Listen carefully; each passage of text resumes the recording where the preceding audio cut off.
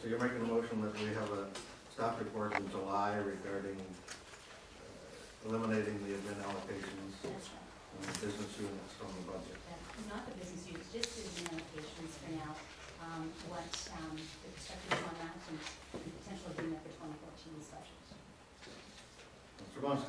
Just a question, was direction already given prior? I thought it had been.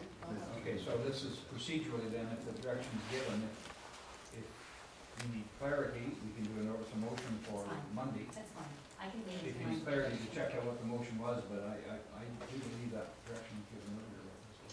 Okay, I just remember that I was asked to bring it back again in the spring, so it's fine. If it's done, it's fine with So my you withdraw the motion? I will withdraw for now, and Okay. that's for reporting that Monday for this one. Good. Councillor Scott?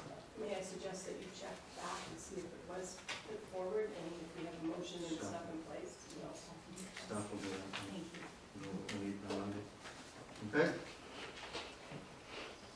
And 3.2, Clerk's Report 34 on procedural issues, correspondence, communications, and delegation. And first of all, my humble apologies. I'm looking at it now, and I never look at the header, and I addressed it to the mayor and members of the Economic Development Committee, and I do apologize. That was the earlier report that was going to the meeting tonight, so first of all, my apologies on that. Council talked about reviewing the procedural bylaw, and there hopefully will be a report at the next, what would be Tuesday, it would be the next Thursday afternoon meeting on some of the issues in the bylaw and some of the procedural issues as well.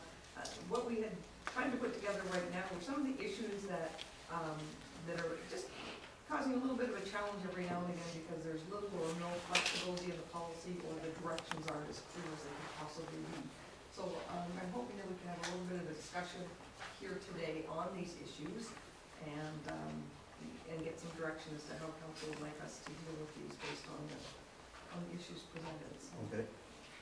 So the first one is correspondence, and back in February of 2011, a policy was prepared and it's attached as attachment number 1. And there's no flexibility in it at all. It just says that it's addressed to mayor and council, it goes to council. So it doesn't matter what it pertains to, it goes to council. Sometimes there are easier or better or faster ways to deal with it. If somebody's just asking a specific question, at times I'll write back to them and say, if you just need the answer, I'd be more than pleased to give it to you, and then they'll say that's fine. So some of the recommendations are that your CAO is to look at items from a global perspective.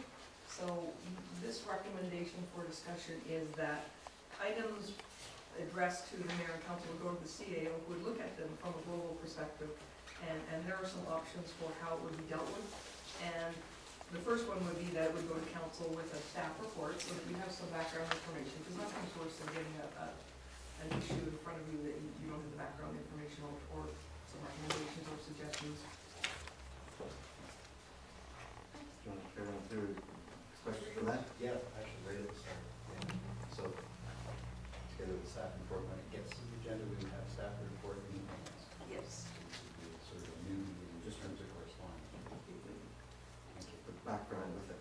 Just a little bit of background. It doesn't have to be the whole gambit, but say somebody's brought forward an issue that maybe council's already dealt with in the past. We could give a little bit of, sure, we can give a little bit of information. You don't have to follow what was done in the past, but it's sometimes best to know what's happened in the past. It sometimes helps to make your decision making easier. And that you can always report back again for another one. Again, that doesn't mean this is the only report. Can I just ask for an example of that? Because I'm thinking delegations, presentations, whether it's give me an example of what we would be looking at. We'd have to go for a staff report and put on the agenda. Well, say for example, let me just think. Not put you on the spot. No, but okay, even say this is for correspondence. Yeah, correspondence. Say it's a letter from a delegate or a resident asking you to pave a road. We get those all the time, and it can come to you and you take it and you refer it to staff. If you could get a staff report at the time that says, just so that you know, this is in the 2014 budget, you would kind of have an idea. You could say, yes, this is a suitable time frame. Let's get back to the person and let them know that. Or you can say, we've looked at this and it's a far worse problem than we thought. Could you consider moving it up? So at least you have a little bit of background on an issue. Just a short report. Just short. It doesn't have, it's not the be all and the end all. Again, you can refer back to one report, but at least it gives you some background. Okay.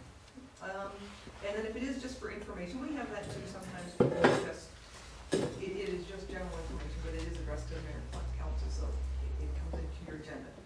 One option we're looking at is a correspondence information package, and I believe we have that at the county, where, I'm not sure if it's weekly or bi-weekly or monthly, they send out all of the information that they get. I think they've just kind of started that at the county. We get all of the correspondence that comes from the county to mine, and it comes out on a Friday.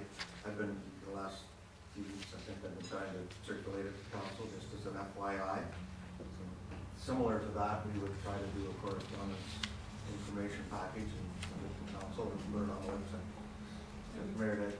Yeah, in that case, they don't include any private citizens' information. It's only circulars, it's annuals, events, FCM, things that come from the Great Lakes Initiative, anything that's just kind of a newsletter type thing.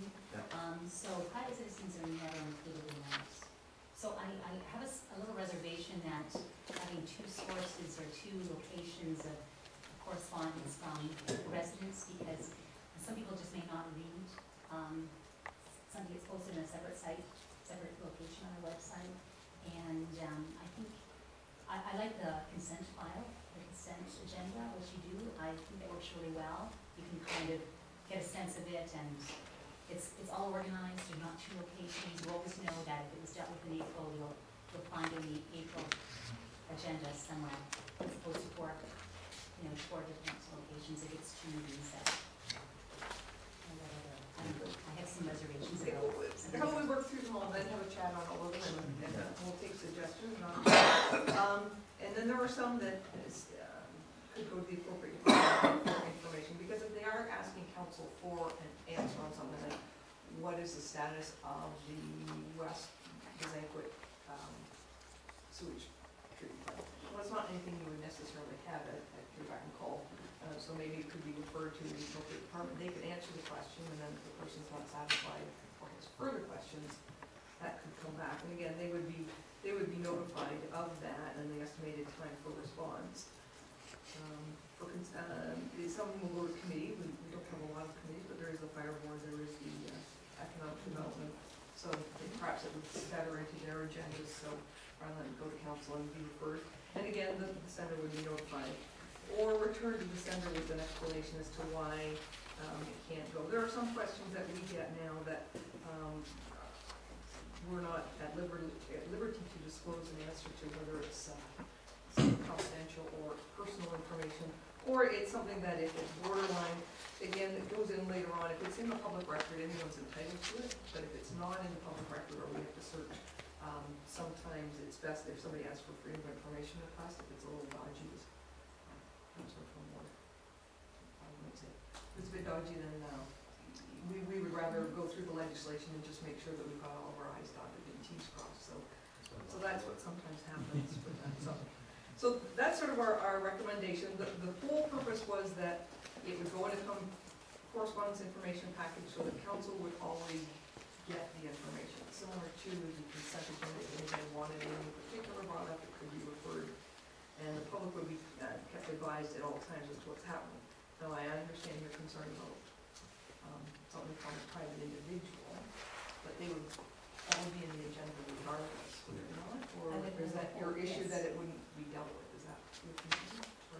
Well, I guess I had a little reservation about what we used to get. We got blue sheets, right? So there was sometimes information that came to us that didn't get to the entire public. Well, I don't think that's the issue here, but I guess, because I don't want us to return to the blue sheet thing again.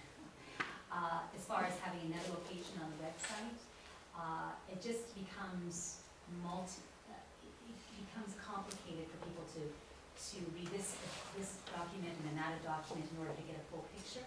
If people really do want the council to read it and it to be available to the public, it's more efficient to put it in one location, and that's the consent agenda that council doesn't have to deal with, but everybody knows that they read it because it's in the agenda package.